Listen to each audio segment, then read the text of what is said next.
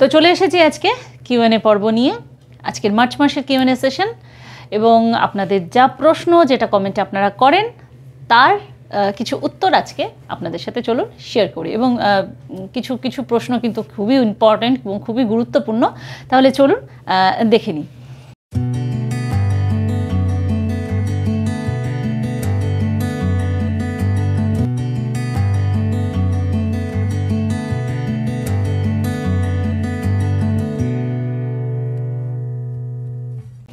প্রথম যে প্রশ্নটা সেটা হচ্ছে স্নেহা সিংহ, উনি বলেছেন, ma'am please guide me that how I perform with harmonium in front of speaker DJ system.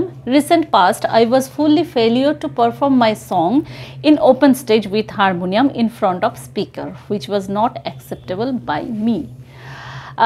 বিষয়টা হচ্ছে স্নেহা, যেটা বলতে পারি তোমাকে যে আমরা যখন হারমোনিয়ামে বাড়িতে গাই তখন তো আমরা মাইক্রোফোনের সাথে গাই না। মাইক্রোফোনের সাথে যখন আমরা গাই, অর্থাৎ মাইক্রোফোনে যখন আমরা নিজেদের ভয়েসটা শুনি, একটা অন্যরকম পরিবেশ সৃষ্টি, একটা অন্যরকম ফিল আমরা পাই, যেটাতে যদি প্রথম দিকে তুমি অভ্যস্ত না থাকো তো প্রথম ক্ষেত্রে কিন্তু একটু নার্ভাসনেস কাজ করে।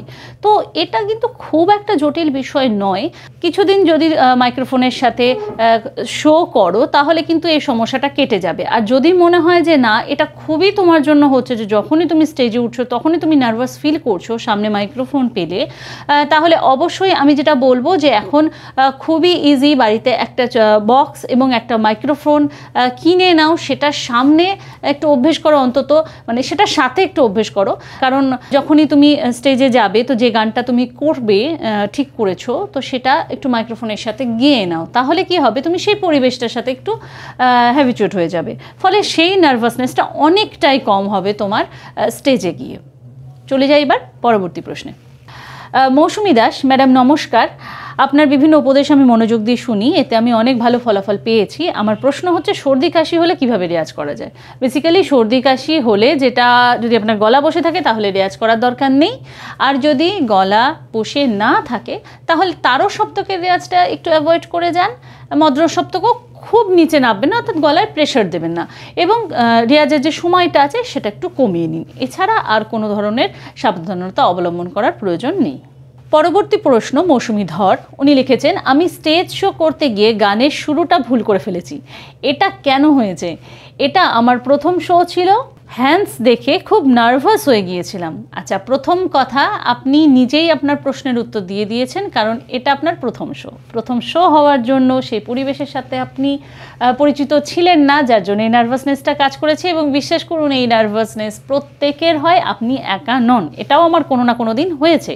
কিন্তু আমি আপনাকে একটা যেটা রিকোয়েস্ট করব, প্লিজ হ্যান্ডস কথাটা বলবেন না। ওনারা মিউজিশিয়ান, ওনারা আছেন বলেই আমরা গান গাইতে পারি স্টেজে, ওনারা হেল্প যদি না করেন আমাদের, তাহলে কিন্তু আমরা কিছুই না বলতে আমাদের গানটা ভালোই লাগবে না শুনতে। তাই ওনারা মিউজিশিয়ান, ওনারা হ্যান্ডস না। পরবর্তী আপনি যখনই বলবেন তখন মিউজিশিয়ান কথাটা প্লিজ ব্যবহার করুন। পরবর্তী প্রশ্ন সুমিতা নাহা, উনি বলছেন, I am now 65 years old. I got diploma from Dakshini almost 30 years back, but I was completely detached from singing almost these years. Now I want to start singing, but at the time of riyaz I can go only up to sa effortlessly. After that I can't proceed effortlessly for riyaz. Could you advise me? Basically আপনার বয়স হয়েছে, আপনি পিচটাকে না একটা নয় দুটো নামিয়ে নিন, কারণ আপনি কি পিচে গান করেন সেটা আপনি উল্লেখ করেননি, এবং এখানে পা যদি মধ্য সপ্তকের পায়ের পরেই আপনি যেতে পারছেন না, এটা যদি হয়, কারণ পা আপনি কোন পায়ের কথা বলেছেন সেটা আপনি বলেননি, তো আপনি আপনার পিচটাকে একটু নামিয়ে নিন। রেয়াজ যেটা করছেন সেটার সময়টা কমিয়ে নিন, যদি মনে হয় যে আপনি 1 ঘন্টা করছেন তো সেটাকে 30 মিনিটে নামিয়ে আনুন, এবং সঠিক ভয়েস থ্রোয়িংয়ে করুন, বেশি গলায় প্রেশার দেবেন না, এই কটা নিয়ম মেনে চলুন, আশা করি আস্তে আস্তে কিন্তু ঠিক হয়ে যাবে। বিবেক হালদার, উনি বলেছেন, সিগারেট বিড়ি গানের জন্য কতটা ক্ষতিকর? বেসিক্যালি সিগারেট বিড়ি শরীরের জন্যই ক্ষতিকর। হ্যাঁ, তো গানের জন্য প্রশ্নটাই আসছেই না, কারণ অবশ্যই গানের জন্য আপনার ফুসফুস ভালো হওয়ার দরকার, কারণ গানের ক্ষেত্রে আপনার শ্বাসযন্ত্র যদি ভালো না হয় আপনি লং টার্মে অনেকক্ষণ ধরে গান গাইতে পারবেন না, আপনার শ্বাসকষ্ট হবে। তো ফুসফুস ভালো রাখতে গেলে পরে স্বাভাবিক বিড়ি সিগারেট খাওয়া যাবে না। আর তার থেকেও বড় ব্যাপার, আপনি গান করুন না করুন, বিড়ি সিগারেট স্বাস্থ্যের জন্য কোনো দিনই ভালো ছিল না, কোনো দিনও ভালো নয়, সুতরাং খাবেন না। স্বপ্না রক্ষিত উনি বলেছেন, ম্যাম 17 বছর এজে গান শিখলে কি কোনো ফিউচার হবে? এবার বিষয়টা হচ্ছে অনেক কিছু ব্যাপার থাকে। আমি এখানে তোমাকে বলে দিতে পারি না যে না 17 বছর বয়স হয়ে গেছে এখন গান শিখলে তোমার ফিউচার হবে না, বা 17 বছর বয়সে গান শিখলে হ্যাঁ এখন অনেক সময় আছে তোমার ফিউচার হবে। গানের ক্ষেত্রে অনেক বিষয় নির্ভর করে যে তুমি কতটা ট্যালেন্টেড, তুমি কতটা পরিশ্রমী, তার অনেক বিষয় নির্ভর করে, তারপর আসে ফিউচার তৈরি। এবং সেটা শুধু গানের ক্ষেত্রে নয়, যে কোনো কেরিয়ারের ক্ষেত্রেই। তাই ফিউচার হবে কি হবে না সেই কনফিডেন্টটা তোমার ওপর থাকতে হবে, এবং তুমি গানের বিষয়ে কতটা পরিশ্রমী সেটার ওপর ডিপেন্ড করছে। তাই এর না বা হ্যাঁ কোনো উত্তরই কিন্তু সঠিক হবে না। পরবর্তী প্রশ্ন, গঙ্গাধর মুখার্জি উনি বলেছেন, madam I am now 67 year old retired. I have started in 65 years. May I wrong, please advice. দেখুন, আপনি এই বয়সে এসে যদি নতুন করে গান শুরু করতে চাইছেন তাহলে অবশ্যই আপনি নিজের জন্য গাইছেন। তো নিজের জন্য গান শেখাটা তো সবসময়ের জন্যই ঠিক, ভুল বলে এখানে তো কিছুই নয়। আপনি নিজের জন্য গান গাইছেন, গান আপনার মনকে ভালো রাখছে, তো সেটা তো অবশ্যই ভালো, এতে ভুল কি। পরবর্তী প্রশ্নে যাই। রাজু শর্মা উনি বলেছেন, ম্যাডাম আমি যদিও অনেক আর্লি এজে গান শেখা স্টার্ট করি, বাট কিছু কারণে সেটা কন্টিনিউ করতে না পারায় অনেক বড় গ্যাপ হয়ে গেছে, বাট এখন আবার স্টার্ট করছি শেখা। হ্যাঁ, অবশ্যই স্টার্ট করুন শেখা, তাতে কোনো সমস্যা নেই।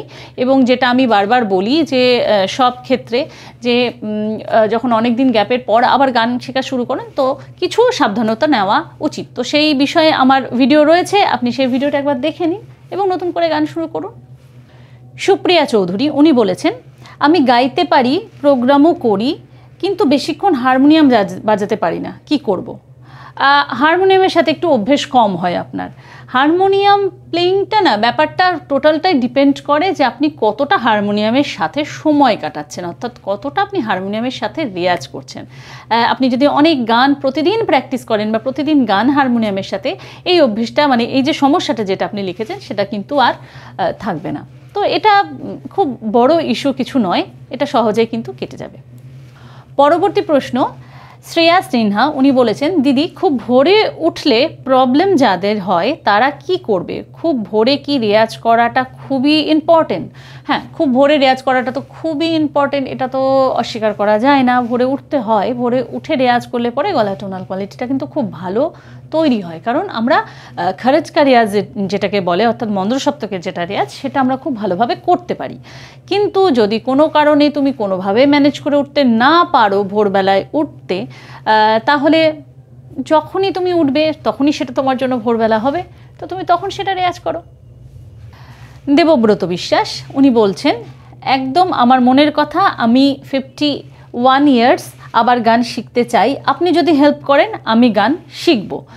আমি আপনাদের হেল্প করার জন্যই আমার অনলাইন রেয়াজ সেশন ক্লাস শুরু করেছি, তাই যদি আপনি ইন্টারেস্ট হন অবশ্যই স্ক্রিনে নাম্বার থাকছে, আপনি তাতে যোগাযোগ করুন এবং গান আবার শুরু করুন, তাতে কোনো অসুবিধা নেই।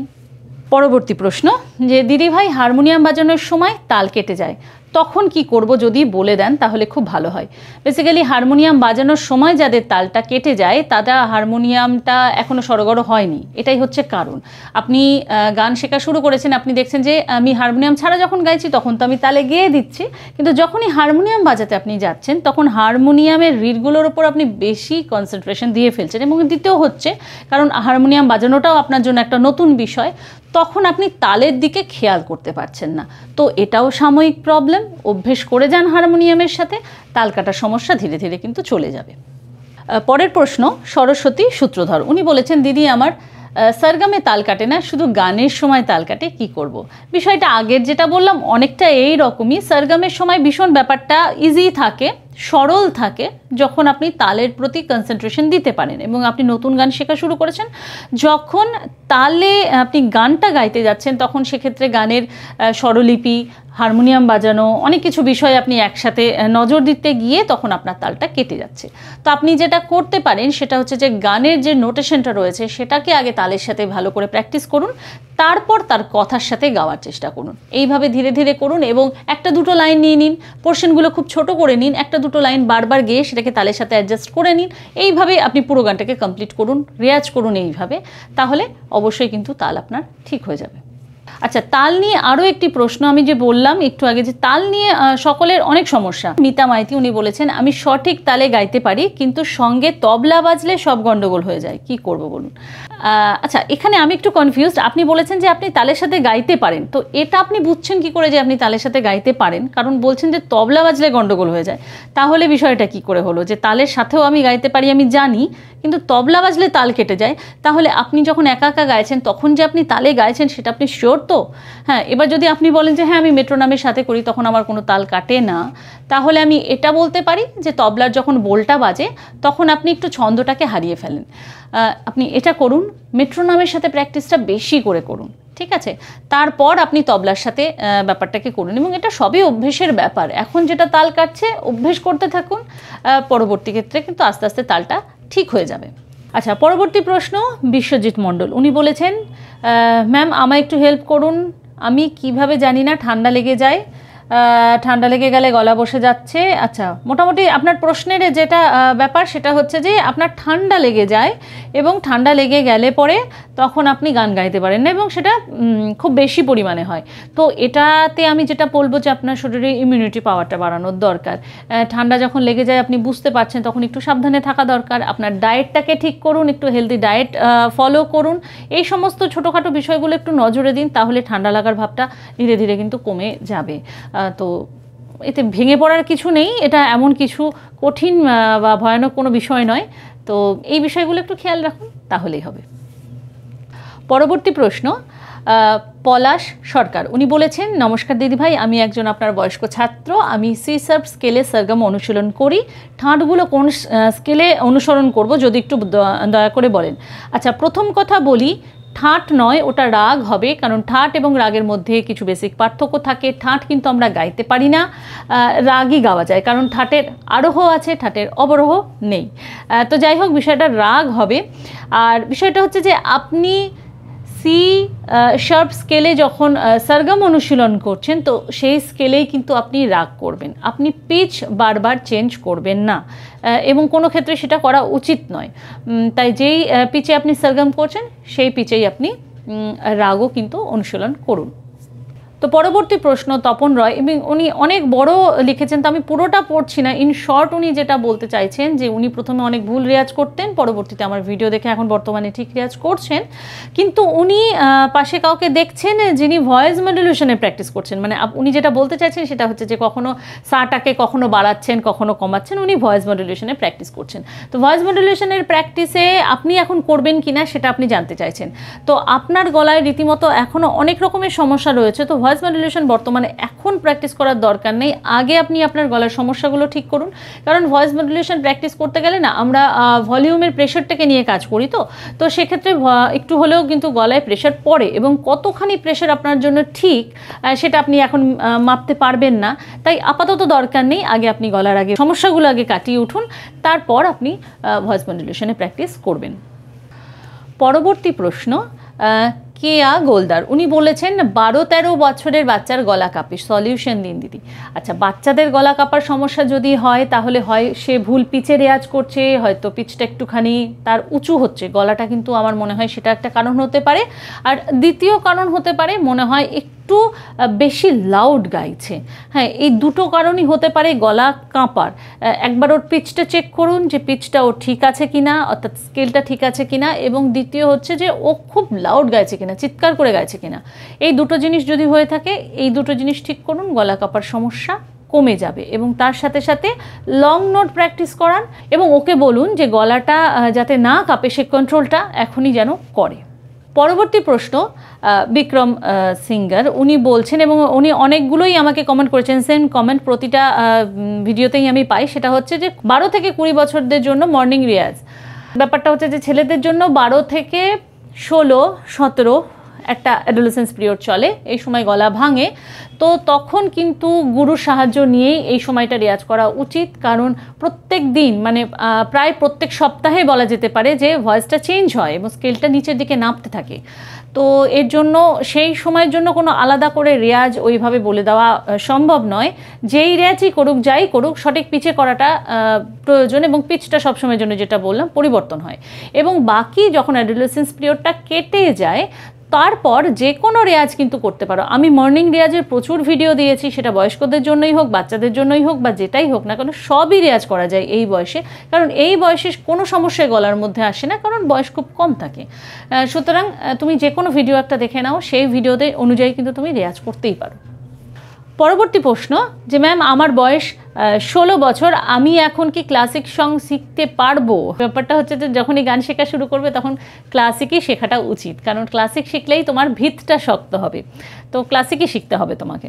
এবং পরবর্তী প্রশ্ন যেটা আছে সেটা হচ্ছে সুরঞ্জনা দাস, উনি বলেছেন যে ম্যাম আমার বয়স 13 বছর এবং আমার স্কেল হলো বি ফ্ল্যাট, আমার স্কেল সঠিক কিনা? দেখো, কারো বয়স দেখে কিন্তু বলে দেওয়া সম্ভব নয় তার স্কেল ঠিক কি ভুল, তার জন্য গান শোনাটা প্রয়োজন, না শুনলে কিন্তু এইভাবে বলা উচিত নয়। তুমি তোমার গুরুর সাহায্য নাও তোমার স্কেল ঠিক করার জন্য।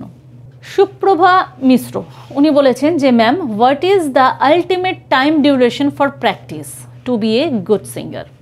এই প্রসঙ্গে একদম আমি ভিডিও বানিয়ে দিয়েছি। টাইম ডিউরেশনটা কি সেটা পরিমাপ করার জন্য আমাদের গোল কি, কতক্ষণ আমাদের সেভ পিরিয়ড আমার জন্য, আপনার জন্য, প্রত্যেকের জন্য এটা আলাদা হবে। তো এই বিষয়ে ডিটেলে ভিডিও আছে, আপনি প্লিজ সেই ভিডিওটা দেখে নিন, আপনি সমস্ত উত্তর কিন্তু পেয়ে যাবেন। তাহলে এই ছিল আজকের কিউএনএ সেশন। আপনারা যারা মিউজিক রিলেটেড আরও প্রশ্ন করতে চান তারা প্লিজ আমাকে কমেন্ট করে জানিয়ে রাখুন, প্রত্যেক মাসের কিউএনএ সেশনে আমি সেগুলো নিয়ে আসবো। তাহলে কেমন লাগলো আপনাদের এই কিউএনএ সেশন এটা অবশ্যই আমাকে জানাবেন, এবং ভালো লাগলে অবশ্যই করবেন লাইক, এবং যারা আজকে আমার চ্যানেলে নতুন তারা প্লিজ আমার চ্যানেলটিকে সাবস্ক্রাইব করবেন এবং পাশে থাকা লাল বাটনটিকে অন করে দিয়ে অল নোটিফিকেশান অন করে দিতে ভুলবেন না। তাহলে আজকে এই পর্যন্তই, সবাই ভালো থাকুন, সুস্থ থাকুন এবং সঙ্গীতময় থাকুন। নমস্কার।